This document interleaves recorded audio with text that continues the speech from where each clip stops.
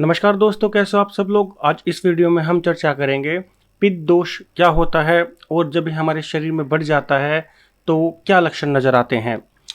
पित्त दोष हमारे शरीर में एक दोष होता है वात, पित्त और कफ में से। हमारे शरीर में 3 दोष होते हैं। जब ये असंतुलित हो जाते हैं या तो बहुत ज़्यादा बढ़ जाते हैं या घट जाते हैं, तब हमारे शरीर में बीमारियां पैदा होती हैं।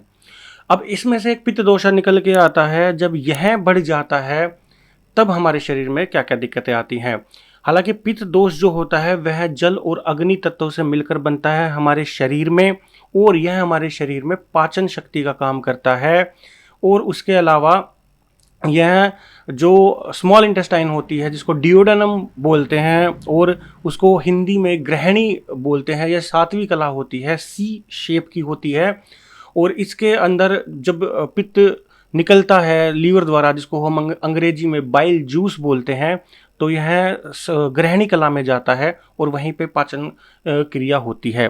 कुछ जूस स्टमक द्वारा निकल करके आता है जो एसिड होता है, और कुछ अन्य जूस होते हैं जो पाचन शक्ति हमारे शरीर में बढ़ाते हैं। बेसिकली पित्त दोष जो हमारे शरीर में एंजाइम्स होते हैं और जो हार्मोन्स होते हैं उनको उत्पन्न करने में भी मदद करता है।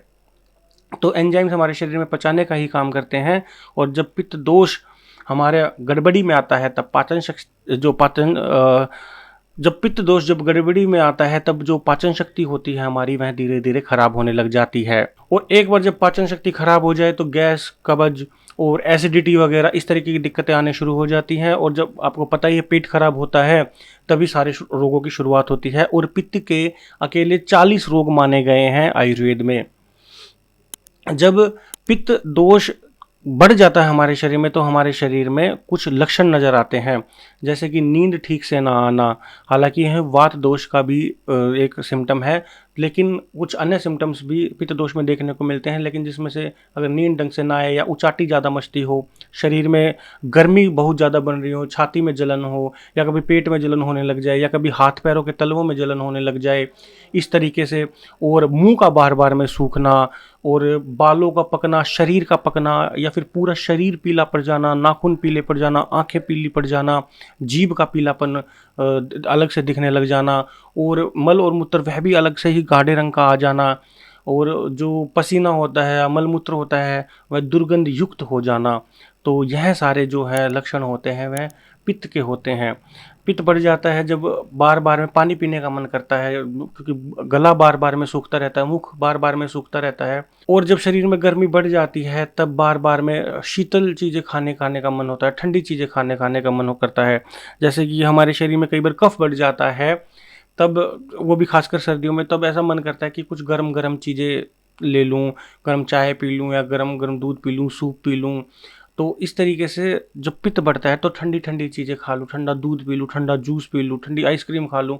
इस तरीके से शरीर में ऑटोमेटिकली हमारे शरीर मांगने लग जाता है। तो पित्त दोष बेसिकली जब हमारे रक्त में भी रहता है तो वह कोलेस्ट्रॉल नहीं जमने देता, कोलेस्ट्रॉल को तोड़ता रहता है। लहसुन जो होता है वह थोड़ा सा पित्तवर्धक होता है। लहसुन का अगर नियमित रूप से सेवन किया जाए तो वह हमारे शरीर में कोलेस्ट्रॉल नहीं बनने देता, जितने भी कोलेस्ट्रॉल गांठ होती है उनको तोड़ देता है।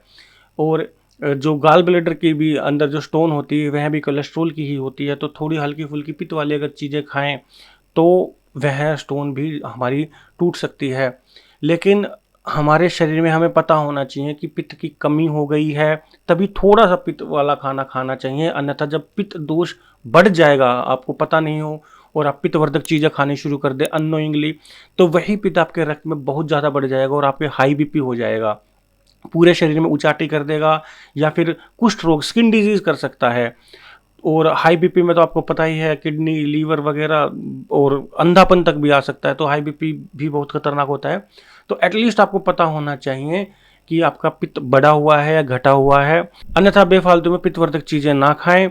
कभी आप सोचें कि मेरे शरीर में तो अभी पित्त बहुत कम लग रहा है, क्यों ना मैं अपनी पथरी तोड़ लूं, या क्यों कोलेस्ट्रॉल घटाने के लिए पित्तवर्धक चीज़ें खाने लग जाऊं, तो फिर उसमें आपको रक्त पित्त की भी समस्या होनी शुरू हो जाती है। यानी कि रक्त के अंदर पित्त बहुत ज़्यादा बढ़ जाना, जिसके कारण क्या होता है, इंटरनल ब्लीडिंग शुरू हो जाती है। कई बार आपने देखा होगा कि नाक से, कान से, आँख से, सब जगह से खून आना शुरू हो जाता है।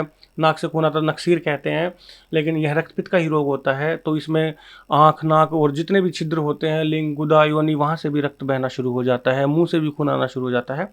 तो रक्तपित्त इस प्रकार का रोग होता है और यह 40 प्रकार के जो पित्त रोग होते हैं उनमें से ही यह एक है। तो मैं आशा करता हूँ मेरे द्वारा दी गई जानकारी आपको अच्छी लगी होगी, आपको समझ में आ गया होगा पित्त दोष होता क्या है और इसके क्या लक्षण होते हैं। अगर वीडियो अच्छी लगी तो इस वीडियो को लाइक एंड शेयर कीजिएगा। अगर अभी तक चैनल को सब्सक्राइब नहीं करा तो अभी लाल बटन दबाकर सब्सक्राइब कीजिए। अगर कोई चीज़ समझ में ना आई हो तो अभी कमेंट के माध्यम से पूछ सकते हैं। धन्यवाद।